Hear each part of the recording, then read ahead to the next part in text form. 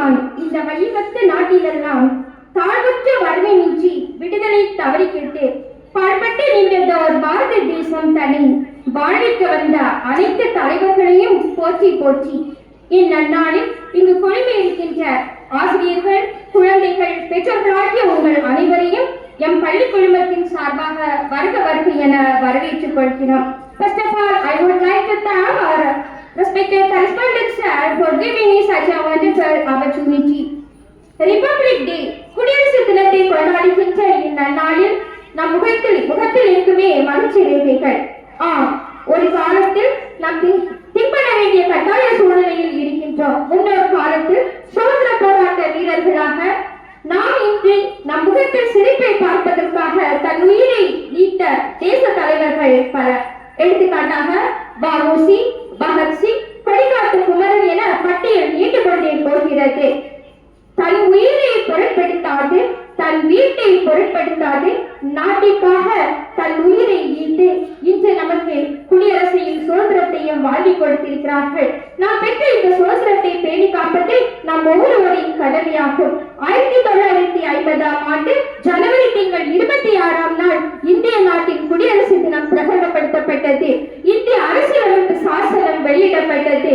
முதல் இந்திய குடியரசு தலைவராக டாக்டர் ராஜேந்திர பிரசாத் 21 குண்டுகள் முழங்க புதுடெல்லியில் தலைமை பொறுப்பேற்றார். அதாவது முதல் குடியரசு தலைவராக பொறுப்பேற்றார். அந்நாள் முதற்கொண்டு இந்நாள் வரையிலும் நம் நாட்டில் நீதி, சமத்துவம், சகோதரத்துவம் எனவே எல்லாமே பல வகைகளில் உயர்ந்து கொண்டே வளர்ந்து கொண்டே தான் வந்திருக்கிறது. ஒரு மரத்தை நாம எடுத்துட்டு பார்த்தோம்னா நம்ம வீட்டுல ஒரு மரம் தானே வளர்ந்தே விடாது. நம்ம சீடு போடுறோம்ல, அந்த சீட்னால அந்த மரம் வளருது.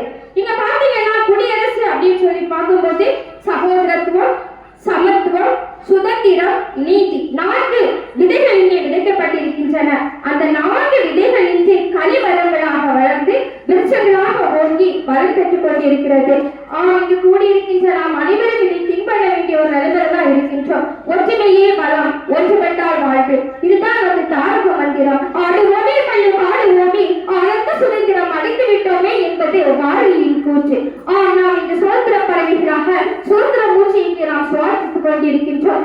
மாணவ மணிகளாக உங்களுக்கு நான் இங்கே சொல்லிக் கொள்ள விரும்புகின்றேன். ஒரு சமயம் ஒரு கப்பல ஒரு நோச்சான் வாலிபன் வேலை போய் கேட்டான். அந்த வாலிபனை பார்த்ததும் மாணவிக்கு ஒரே ஷாக், இதுக்கு என்ன வேலை கொடுக்கறது, ரொம்ப நோச்சாலா தானே இருக்கிறோம் அப்படின்னு சொல்லிட்டு அந்த மாணவிக்கு அந்த வாலிபன் கேட்டால், இல்லையா எனக்கு ஏதாவது ஒரு பணியை கொடுத்து விடுங்கள், அந்த பணியை நான் புறப்பட செய்து விடுகிறேன் என்று கூறினார். உடனே அந்த மாணவி அந்த வாலிபனுக்கு சமையல் வேலை கொடுத்தார். அந்த சமையல் வேலையை திறம்பட செய்த அந்த நோச்சால் வாலிபன் பகல் முழுவதும் கப்பலில் வேலை பார்த்து கொண்டு இரவு முழுவதும் அயராது தூங்காது படித்தார். படித்து மாமேதை ஆனார். இன்று அவரை நாம் வியட்நாம் தேசத்தின் தேச தந்தை என்று அழைக்கிறார் ரோசிமா.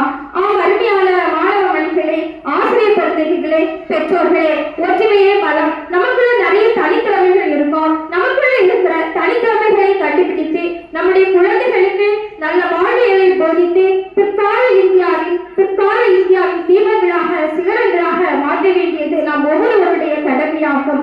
அன்பை விதித்து மனிதாபிமானத்தை அறுவடை செய்வோம். வேற்றுமையில் ஒற்றுமை கண்டு இந்திய தேசத்தை வாழ வைப்போம், சரித்திரம் படைப்போம். இந்தியாவின் புகழ் எங்கும் ஓங்குக. வாழ்க மலரட்டும் தமிழ், வாழ்க மலரட்டும் இந்திய தேசம். என் தேசத்தின் பெருமை எங்கும் பறைசாற்றட்டும்.